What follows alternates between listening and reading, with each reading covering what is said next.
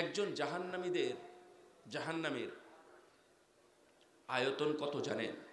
রাসূলুল্লাহ সাল্লাল্লাহু আলাইহি ওয়াসাল্লাম বলছেন, বাইনা মানকাবাইল কাফির লিররাকিবিল মুসরি'i থালাথাতা আইয়াম। একজন জাহান্নামী যে জায়গা নিয়ে বসে থাকবে, সেই জায়গাটা অতিক্রম করার জন্য একটা দ্রুতগামী বাহনের 3 দিন পর্যন্ত সময় লেগে যাবে। নাউযুবিল্লাহ। ছি ছি ছি ছি, কত বড় শরীর হবে! আল্লাহর নবী বলছেন, জাহান্নামীদের দাঁতগুলো হবে উহুদ পাহাড়ের মতো। আস্তাগফিরুল্লাহ। দাঁত বড় বড় হলে একটু অস্বাভাবিক দেখায়, কিন্তু জাহান্নামীদের দাঁত কি অস্বাভাবিক? যারা গেছেন তারা দেখেছেন, আমি নিজে পুরোটা ঘুরেছি। 10 কিলোমিটার 10 কিলোমিটার পরিব্যাপ্তি হলো একটা উহুদ পাহাড়। একটা দাঁত যদি 10 কিলোমিটার হয়, 32টা দাঁত থাকবে জাহান্নামীদের। কি বিভৎস এবং কি কুৎসিত দেখাতে পারে জাহান্নামীদের!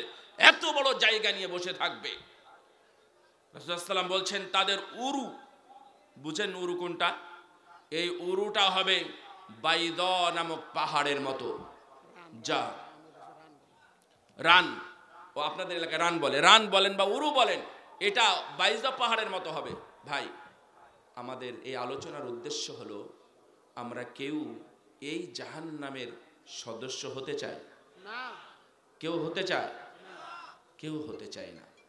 তাহলে যারা যারা জাহান্নামের সদস্য হবে, তারা সালাত আদায় করে না, সিয়াম পালন করে না, যারা সুদ খায়, ঘুষ খায়, বেহায়াপনা করে, বেপরদায় চলাফেরা করে, অথবা জুলুম করে, অবৈধ পথে ইনকাম করে, হারাম খায়, হারাম কাজ করে, জেনা, ব্যভিচার, অনাচার, অত্যাচার, দুনিয়াতে যত খারাপ আছে সব খারাপের সাথে সম্পর্ক হচ্ছে জাহান্নামের। তাহলে এই কাজগুলো কি করা যাবে?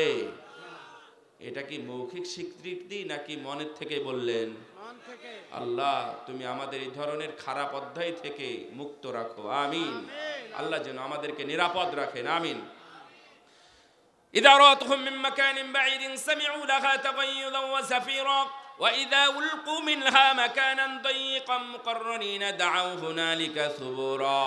যখন কূপের মধ্যে আটি বেঁধে নিক্ষেপ করা হবে, কোনো অক্সিজেন থাকবে না, নিঃশ্বাস নিতে পারবে না। নিঃশ্বাস না নিলে মানুষ যেমন মারা যায়, কিন্তু জাহান্নামের মধ্যে মানুষ মারা যাবে না। কত কষ্ট হতে পারে একটা হিসাব করে দেখেন। মানুষের অক্সিজেন বন্ধ হয়ে গেলে মানুষকে কি করতে হবে? মারা যেতে হবে, তাই না? যদি মারা না যায়, কষ্ট বাড়বে নাকি কমবে? বাড়তেই থাকবে, বাড়তেই থাকবে। কত কষ্ট হবে গো, লা ইলাহা ইল্লাল্লাহ। তাহলে জাহান্নাম এত কষ্ট, আটি বেঁধে অক্সিজেনহীন কূপের মধ্যে ফেলে দেওয়া হবে, কত কষ্ট হবে। তখন তারা বলবে, আল্লাহ তুমি আমাদেরকে মৃত্যু দাও, আমরা আর জীবন চাই না, আমরা আর বাঁচতে চাই না। আল্লাহ বলবেন, লা তাদউল ইয়াওমা সুবুরান ওয়াহিদা ওয়াদউ সুবুরান কাসীরা। আরে একবার মৃত্যু চাস কেন? দুনিয়াতে তো মরতেই চাস নাই, তুই 1000 বার যদি মৃত্যু চাস তাও তোর আজকে মৃত্যু হবে না রে, আজকে মৃত্যু হবে না। নাউযুবিল্লাহ। এই শাস্তি চলতেই থাকবে। অনেকেই মানুষ মনে করে জাহান্নামে গিয়ে আবার আল্লাহ আমাদেরকে জান্নাতে দিবে। সুতরাং ছোটখাটো পাপ কিছু থাকতে পারে, যদি জাহান্নামে দিয়েই দেয় কি আর করা। আপনারা কি এটা মনে করেন?